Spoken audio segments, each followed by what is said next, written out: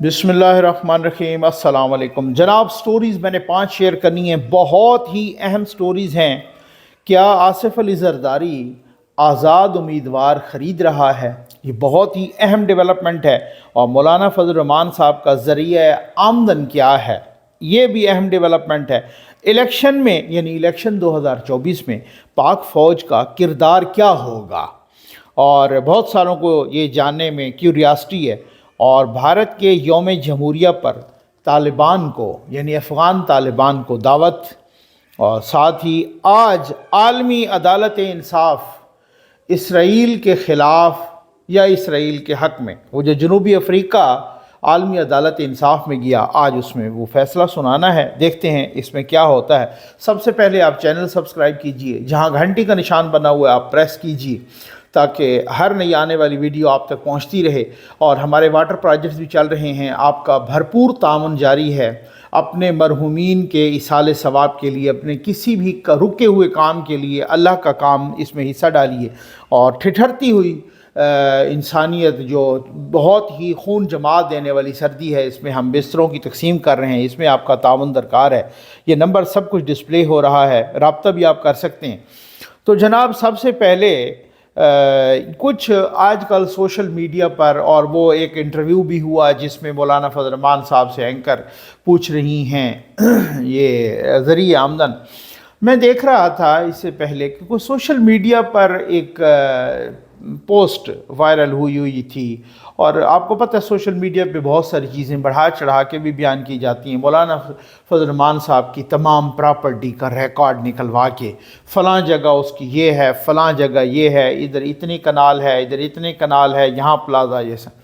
मैं ऐसे रास्ता हिसाब लगा रहा था कि अगर आप, ये आपके पास भी आई होंगी, कोई ऐसा मसला नहीं है, तो मैं ऐसे रास्ता हिसाब लगा रहा था कि अगर मौलाना फजल रहमान की इस तमाम प्रॉपर्टी का भी हिसाब लगा दिया जाए, तो मेरा ख्याल है ये सारी की सारी प्रॉपर्टी भी ना को 50 करोड़ से ऊपर नहीं जाती। ये मैं मुहतात अंदाज़ा लगा रहा हूँ, इससे बहुत कम है, ठीक है ना।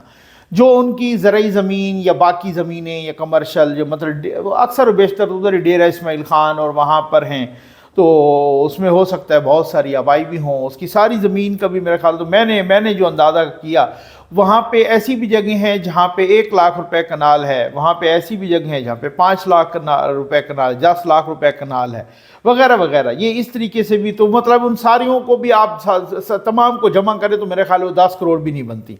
मेरा कहने का मकसद ये है, मैंने किसी की तर्जुमानी नहीं करनी, लेकिन ये ज़रूर कहना है कि जहाँ पर इस तरह से कि कोई गलत तरीके से कोई किसी चीज़ को पोर्ट्रे किया जा रहा हो।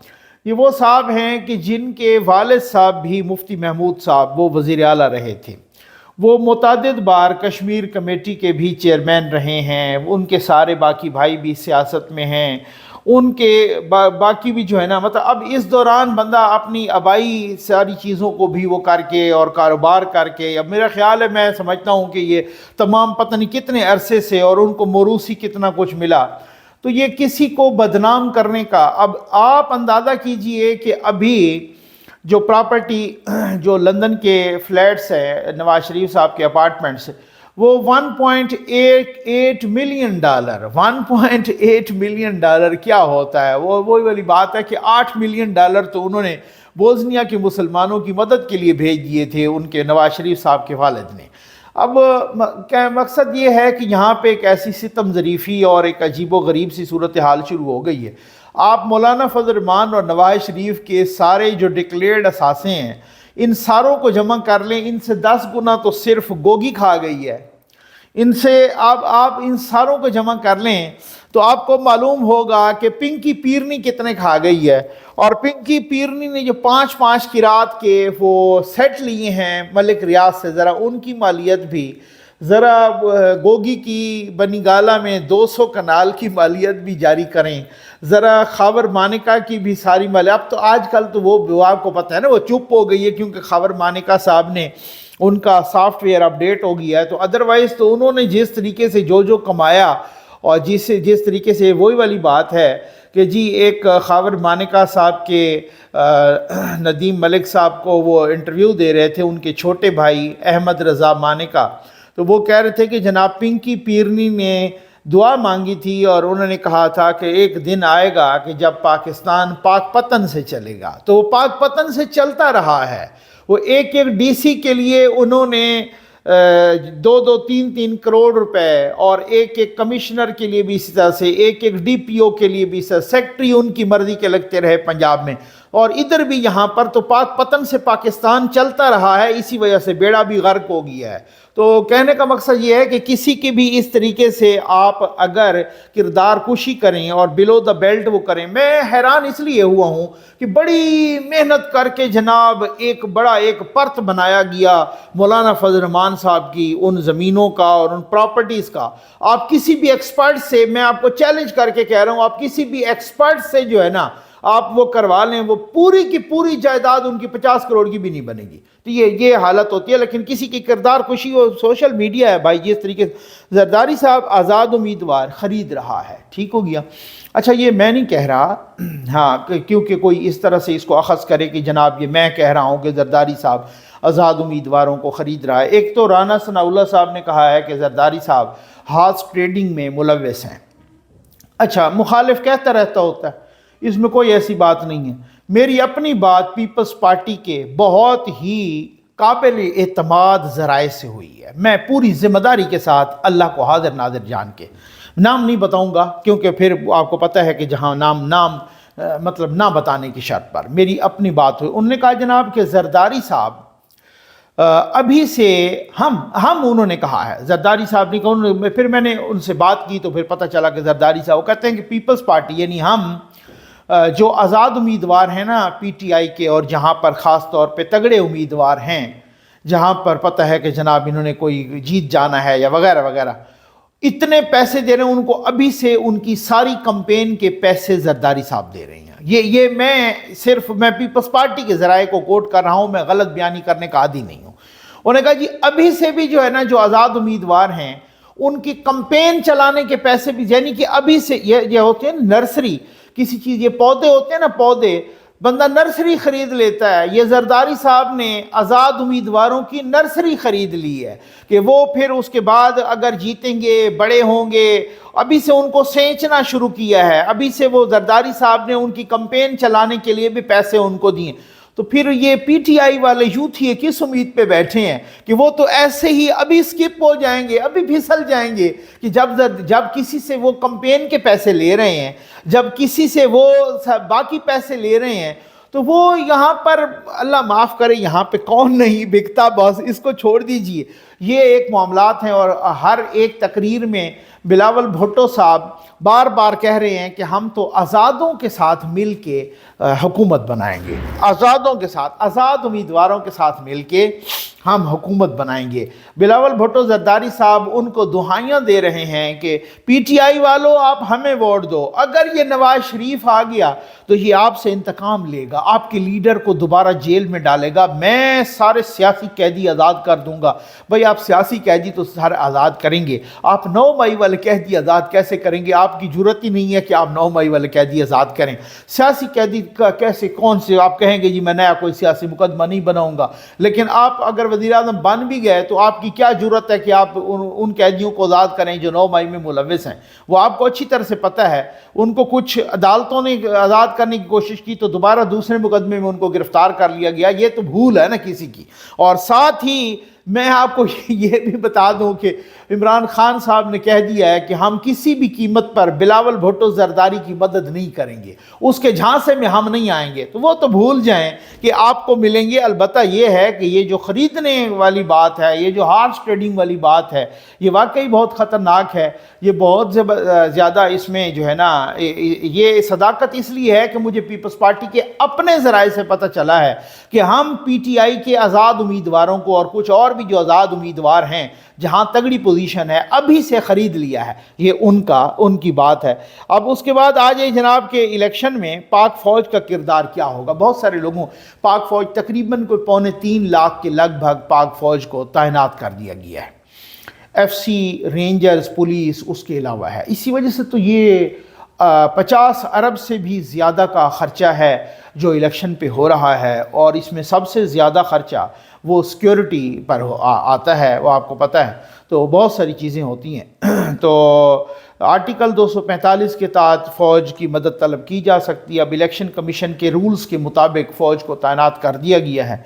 فوج ایک تو سیکیورٹی کی ذمہ دار ہو، کیونکہ آج کل آپ کو پتہ ہے کہ بہت ساری جگہوں پر مطلب بہت سارے حساس پولنگ سٹیشنز ہیں، ان پر تعینات ہوگی، اور وہاں پر جو ہے نا نوٹ کرے گی کہ کہیں کوئی مشتبہ شخص، کہیں کوئی دہشت گرد تو نہیں اندر جا رہا، کہیں پر اس طریقے سے تلاشی تو ڈیفینیٹلی ہوگی، لیکن ویسے بھی فوج جو ہے نا اس کو وہ کنٹرول کرے گی۔ ایک بات، وہاں جہاں ان کو شک گزرے گا کہ یہ کوئی ڈاؤٹ فل بندہ ہے یا ڈاؤٹ فل خاتون ہے یا کوئی ڈاؤٹ فل کوئی بھی پرسن ہے، وہ ان کو پوائنٹ آؤٹ کریں گے۔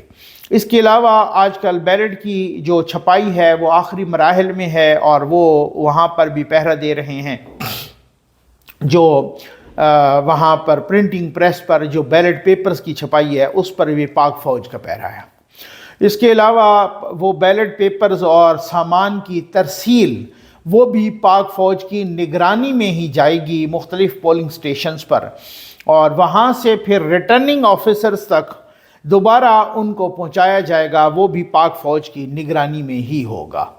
پاک فوج ابھی تو پولنگ سٹیشن کے باہر، ضرورت پڑے تو پولنگ سٹیشن کے اندر بھی وہ ہر ایک اس لیکونا کو پوائنٹ آؤٹ کرے گی، اور وہ یہ تو کہا جا رہا ہے الیکشن کمیشن نے کہ ریٹرننگ آفیسرز کے کسی بھی آروز کے کام میں وہ مداخلت نہیں کرے گی۔ 2018 میں تو ہر کسی نے دیکھا کہ ہر بکسے کے ساتھ بھی پولنگز پر وہ پاک فوج کا کرندہ، پاک فوج کا جوان تھا، اور بہت ساری جگہوں پر بہت ساری شکایات بھی آئی تھیں اور بہت ساری مداخلت کی بھی شکایات آئی تھیں۔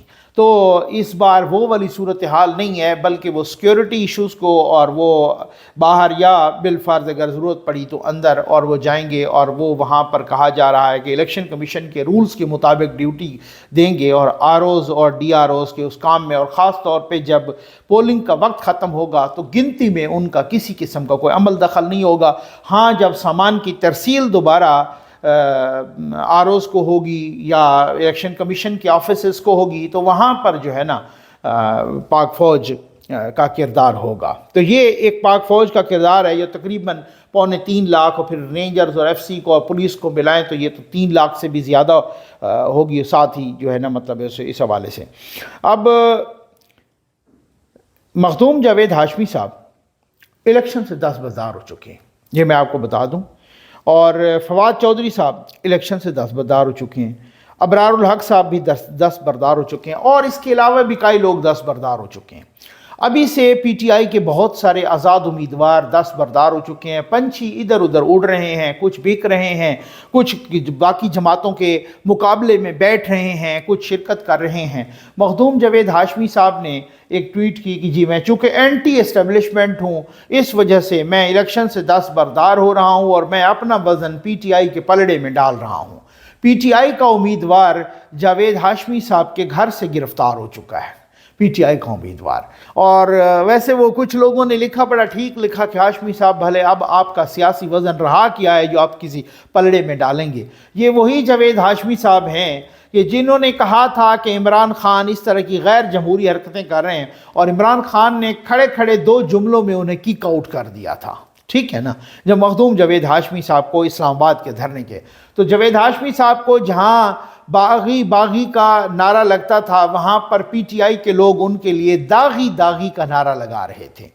پی ٹی آئی کے دور میں جاوید ہاشمی صاحب کا گھر گرایا گیا، ان کی بیٹی کا گھر گرایا گیا، ان کے داماد کا گھر گرایا گیا ان کے دور میں، اور پی ٹی آئی کا اس طریقے سے پی ٹی آئی نے اس سے انتقام لیا۔ پی ٹی آئی کے دور میں جاوید ہاشمی صاحب کے گھر پر حملہ کیا گیا۔ اب جاوید ہاشمی صاحب کہہ رہے ہیں کہ جناب میں اپنا وزن پی ٹی آئی کے پلڑے میں ڈالتا ہوں، آپ وزن ڈالیں اور پی ٹی آئی کا اپنا وزن بھی ہو، پھر بھی آپ دیکھ لیجئے گا کہ پلڑا کتنا بھاری ہوتا ہے یا اٹھتا ہے۔ تو فواد چودھری صاحب بھی دستبردار ہو گئے، اور ابرار الحق بھی، اور اس کے علاوہ بھی بھارت کی یوم جمہوریہ پر طالبان کو دعوت ملی ہے۔ یہ یوم جمہوریہ ہے، آج 26 جنوری ہے، اور 26 جنوری 1950 کو بھارت کا، انڈیا کا پہلا آئین آیا تھا۔ تو جب پہلا آئین، تو اسی وجہ سے اسی کے پہلے آئین آنے کے خوشی میں وہ پھر مختلف پریڈز ہوتی ہیں ان کی افواج کی، اس طریقے سے تقریبات ہوتی ہیں بہت جگہ۔ تو اب ایک یو اے ای میں بھی بھارت کے سفارت خانے میں وہ یوم جمہوریہ کی تقریبات، اور انہوں نے تمام مشنز کو بلایا ہے، پاکستان کو نہیں بلایا۔ اور انہوں نے جناب بدر الدین حقانی صاحب ہیں، ان کے سفیر ہیں، وہ وہاں پر ابھی تک کسی ملک نے باقاعدہ طور پر تو طالبان کی حکومت کو تسلیم نہیں کیا، لیکن کچھ ممالک ہیں جہاں پر سفیر اب طالبان کے موجود ہیں۔ چائنا بھی ہے وہاں پہ ہیں، یو اے ای میں بھی ہے۔ یو اے ای ان ممالک میں ہے کہ جنہوں 1996 سے 2001 تک ان کو تسلیم کیا ہوا تھا اس وقت کی طالبان کی حکومت نے۔ مجھے ایک بات کہنی، اب کچھ تنقید بھی ہو رہی ہے کہ یہ بدر الدین حقانی صاحب پر ایک الزام ہے کہ انہوں نے وہاں پر جو انڈیا کے کابل میں انڈیا کے سفارت خانے پر جو حملے ہوئے تھے ان میں بھی کردار، ان کے اوپر الزام ہے کہ انہوں نے کردار وہاں پہ ادا کیا تھا۔ اور وہ کردار کیا، ایک خودکش دھماکہ بھی ہوا تھا جس میں تقریباً کوئی 58-60 لوگ ہلاک ہو گئے تھے، اور ان کا الزام بھی بدر الدین حقانی پر۔ تو اب انڈیا کے اندر بھی جو میڈیا ہے وہ بہت زیادہ تپا ہوا ہے کہ آپ نے اس بدر الدین حقانی کو دعوت دی ہے کہ جو بدر الدین حقانی انڈیا کے بہت سارے لوگوں کے قتل کا اس پر الزام ہے۔ خیر، یہ ایک الگ ڈیبیٹ ہے۔ میری ڈیبیٹ یہ ہے کہ اب پاکستان کو نہیں بلایا گیا، یہ ایک سفارتکاری کی ناکامی بھی ہے۔ مجھے یاد ہیں وہ دن کہ جب نواز شریف صاحب وزیر اعظم بنے تھے 2013 میں، اور پھر اس کے بعد اس کے چند مہینے بعد الیکشن کا اتنا ہی وقفہ ہے کہ مودی صاحب وزیر اعظم بنے تو الیکٹ ہوئے دوبارہ۔ تو پھر اس کے بعد جناب یہ ہوا کہ وہ پھر جو ہے نا وہ 2013 میں وزیر اعظم بنے تھے، اور انہوں نے نواز شریف صاحب کو اپنی تقریب حلف برداری میں مدعو کیا تھا۔ بہت سارا اس وقت ہمیں پتہ چلا کہ کچھ اس وقت کی اسٹیبلشمنٹ کے لوگ نہیں چاہ رہے تھے کہ وہ وہاں جائیں، اور صابر شاکر جیسے اور محمد حسین غلام حسین جیسے ان مالشیا پالشیا نے بڑا شور مچایا تھا وہاں پر۔ اور یہ جو مالشیا پالشیا اور بوٹ پالشیا لوگ، انہوں نے بڑے بوٹ پالشیوں نے شور مچایا، لیکن نواز شریف گئے تھے وہاں پر۔ پھر اس کے بعد ہم نے دیکھا کہ یہاں رائے ونڈ میں مودی صاحب اس وقت غالباً کابل میں تھے یا کہیں پہ، تو انہوں نے کہا وہاں سے اڑے اور ڈائریکٹ وہ رائے ونڈ میں آ گئے۔ اس وقت بھی ان مالشیا پالشیا نے ان بے شرموں نے بڑا شور مچایا تھا۔ مقصد کہنے کا یہ ہے کہ جب آپ کا کوئی الیکٹڈ وزیر اعظم ہو، جب جمہوری وزیر اعظم ہو، جب آپ کے اس طرح سے آزاد فیصلے کرنے والا بندہ ہو، تو یہ ہوتا ہے کہ انڈیا کا وزیر اعظم ڈائریکٹ رائے ونڈ آ جاتا ہے۔ وہ کوئی رائے ونڈ جو ہے نا، نو ڈاؤٹ وہ ایک شادی کی تقریب میں، ان کے شریف فیملی کی شادی کی تقریب میں آئے تھے، لیکن وہ ایک ملکوں کی لیول پہ جو تعلقات ہوتے ہیں وہ پرسنل نہیں ہوتے، وہ ملکوں کی لیول پہ ہوتے ہیں۔ جب وہ چلا جاتا ہے بندہ تو پھر اس کے بعد اس کے پرسنل یعنی کہ آپ خود اندازہ کریں کہ نواز شریف صاحب کو وہاں مدعو کیا گیا، وہاں مودی صاحب ادھر آئے، اس سے پہلے واجپائی صاحب جو ہے نا وہ بھی نواز شریف صاحب کے زمانے میں لاہور آئے۔ لیکن جب بھی ایسی کوئی موو آتی ہے تو بہت سارے ہاکش جو تھاٹ والے لوگ ہوتے ہیں، ہاکس ہوتے ہیں، جو وہ اس کو تخریب کار ٹائپ جو لوگ ہوتے ہیں، میں یوں کہوں گا، چاہے وہ سیاسی ہوں یا غیر سیاسی، وہ اس کو بہت سبوتاج کرتے ہیں مختلف چیزوں کو۔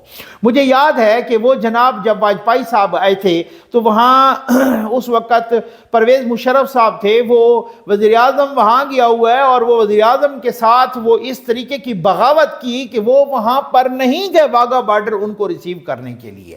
تو یہاں پہ پاکستان میں مختلف قسم کی بدماشیاں تو یہ ہوتی رہی ہیں نا۔ ہمیں کہا گیا، بتایا گیا کہ جناب یہ تو پتہ نہیں انڈین ایجنٹ ہے، جب اس طرح کی کوئی کوشش کرے تو پھر وہ انڈین ایجنٹ ہوتا ہے۔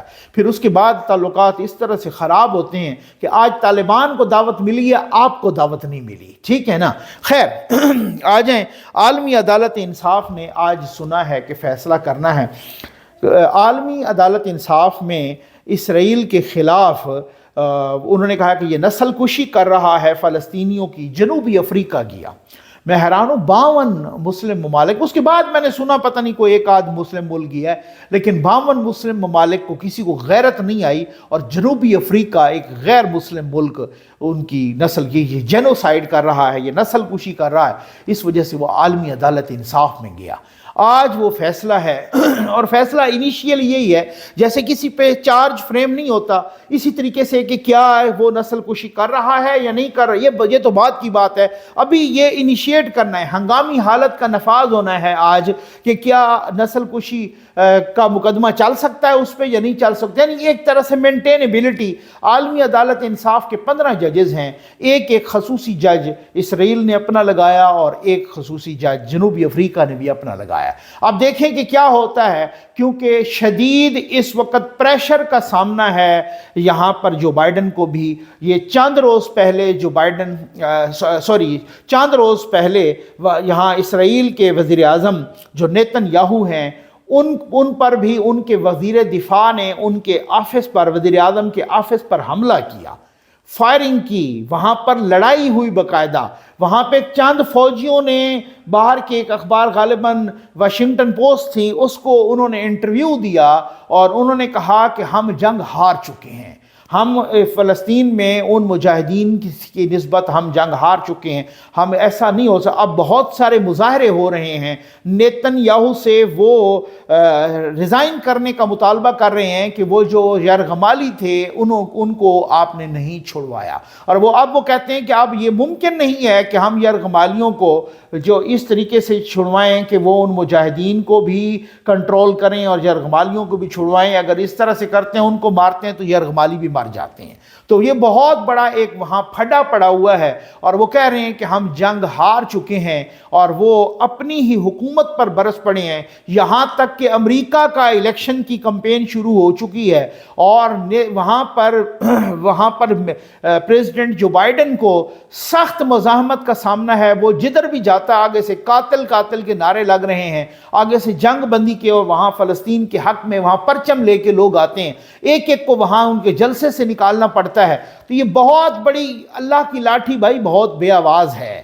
وہ پھر اس طریقے سے کہ بے شک آپ جو ہے نا، جو ناحق خون ہوتا ہے وہ چھپتا نہیں ہے، وہ بے شک آپ اس کو جتنا بھی کارپٹ کے نیچے دبانے کی کوشش کریں، ایسا نہیں ہوتا، خون نہیں چھپتا ہوتا۔ ٹھیک ہے نا؟ امید ہے آپ کو ویڈیو پسند آئی ہوگی۔ آپ کا بہت بہت شکریہ۔